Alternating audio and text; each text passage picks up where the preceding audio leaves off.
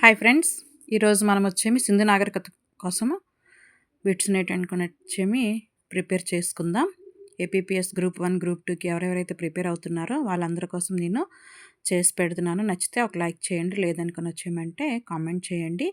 నాలో ఏదైనా అంటే తప్పుగా ఉంటే అనుకొని వచ్చేయమంటే దాన్ని మీరు పాజిటివ్ వేలో కామెంట్ చేస్తే దాన్ని నేను సరిదిద్దుకుంటాను.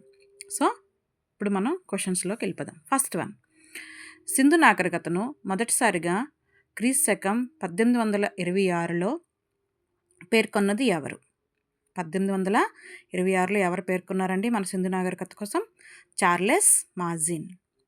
నెక్స్ట్ క్వశ్చన్, 1831లో సింధు నాగరికత గురించి పేర్కొన్నది ఎవరు? అలెగ్జాండర్ బర్నిస్. నెక్స్ట్ క్వశ్చన్, వాయువ్య భారతదేశంలో రైల్వే లైన్లు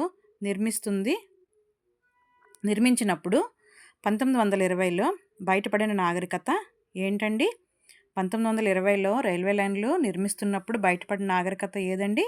సింధు నాగరికత.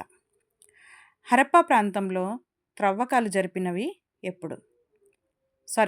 హరప్పా ప్రాంతంలో త్రవ్వకాలు జరిపినది ఎవరు? దయారాం సహాని. నెక్స్ట్ క్వశ్చన్, సింధు నాగరికతకు హరప్పా నాగరికత అని నామకరణం చేసింది ఎవరు? Sir John Marshall. Next question, Sindhu ప్రజలు వ్యవసాయం ఏ కాలంలో చేశారు? సింధు ప్రజలు వచ్చేమి చేసిన కాలాన్ని ఏంటనుకుని వచ్చి ప్రత్యేకంగా ఉంటుందండి. అది అక్టోబర్ నుంచి ఏప్రిల్ వరకు. ఓకే. నెక్స్ట్ క్వశ్చన్, సింధు ప్రజలు ఏ ఋతుపవనాల కాలంలో పంటలు వేసేవారు? సింధు ప్రజలు ఈశాన్య ఋతుపవనాల కాలంలో పంటలను పండించేవారండి. నెక్స్ట్ క్వశ్చన్, సింధు ప్రజలు ప్రధానంగా పండించిన సింధు ప్రజల పంట ఏదండి? బార్లీ. సింధు ప్రజలు వరిని ఎక్కడ పండించారు? రంగాపూర్, లోథల్, గుజరాత్. ప్రపంచంలో మొట్టమొదటిసారిగా ప్రత్తిని పండించింది ఎవరు? అంటే సింధు ప్రజలండి. ప్రపంచంలోనే మొట్టమొదటిసారిగా పత్తిని ఎవరు పండించారంటే మన సింధు ప్రజలు. నెక్స్ట్ క్వశ్చన్, సింధు ప్రజలకు తెలియని లోహం ఏదండి? ఇనుము. ఈ క్వశ్చన్ చాలా ఇంపార్టెంట్ అండి, చాలాసార్లు అడగడం జరిగింది. సింధు ప్రజలు స్వదేశీ వర్తకాన్ని బయటకు ఉపయోగించడానికి ఎడ్ల బండ్లను ఏమంటారు? సింధు ప్రజలు వాళ్ళు బిజినెస్ చేసేవారు కదండి, దానికోసం ఏంటంటే ఎడ్ల బండ్లు ఉపయోగించేవారు. వాటిని ఏమని పిలిచేవారు? అప్పుడు వాటిని ఎక్టా అని పిలిచేవారండి. నెక్స్ట్ క్వశ్చన్, సింధు ప్రజల ప్రధాన వాడరేవు ఎక్కడ ఉందంటే లోథల్. సింధు ప్రజలు వస్తువులను నౌకల ద్వారా ఏడెన్ ప్రాంతం నుంచి ఎక్కడికి తరలించి వ్యాపారం చేసేవారు? సింధు ప్రజలు నౌకల ద్వారా వ్యాపారాన్ని తరలించి చేసేవారు అనుకుని వచ్చామంటే దిల్మన్, బహ్రియాన్. ఓకే అండి. And at the same time Makran, Saudi Arabia. ఈ రెండు ప్రాంతాల నుంచి వ్యాపారాలు అనేవి జరిపించేవారండి. నెక్స్ట్ క్వశ్చన్, సింధు ప్రజలు వర్తకానికి ఉపయోగించిన విధానం. సింధు ప్రజలు వర్తకానికి ఏ విధానం ఉపయోగించేవారండి? వస్తు మార్పిడి విధానం.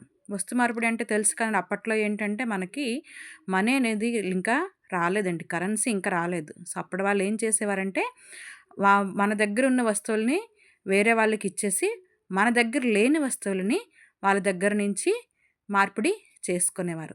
సో మన దగ్గర ఉన్నది ఏంటంటే వాళ్ళకి ఇచ్చేవాళ్ళం, మన దగ్గర లేనిది ఏంటంటే వాళ్ళ దగ్గర తీసుకునేవాళ్ళం. దీన్నే వస్తు మార్పిడి విధానం అని అంటారు. నెక్స్ట్ క్వశ్చన్, హరప్ప నాగరికతలో ప్రజలు పూజించినది ఎవరు? హరప్ప నాగరికతలో ప్రజలు దేన్ని పూజించేవారంటే ప్రకృతి అండి. ఓకే. సింధు నాగరికత కాలంలో దేవాలయాలు అనేవి లేవండి. అసలు సింధు నాగరికత కాలంలో దేవాలయాలు లేవు.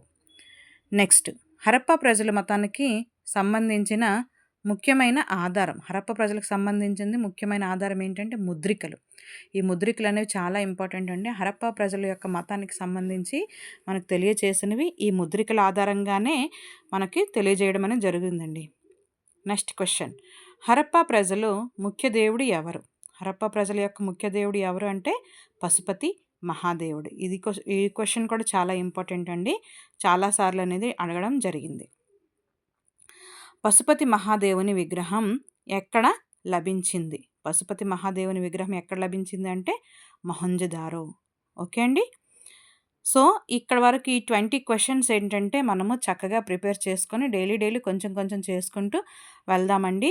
సో, నా ఎక్స్‌ప్లనేషన్ ఏంటనుకొనొచ్చాం, నేను క్వెషన్ అండ్ ఆన్సర్ చెప్తాను. నాకేంటనుకొనొచ్చామంటే ఈ విధంగా చేయడం ఇప్పుడు అట్ ప్రెజెంట్ స్టార్ట్ చేశాను. సో, మీరు కూడా ఏంటంటే నచ్చితే కామెంట్ చేయండి, లైక్ చేయండి.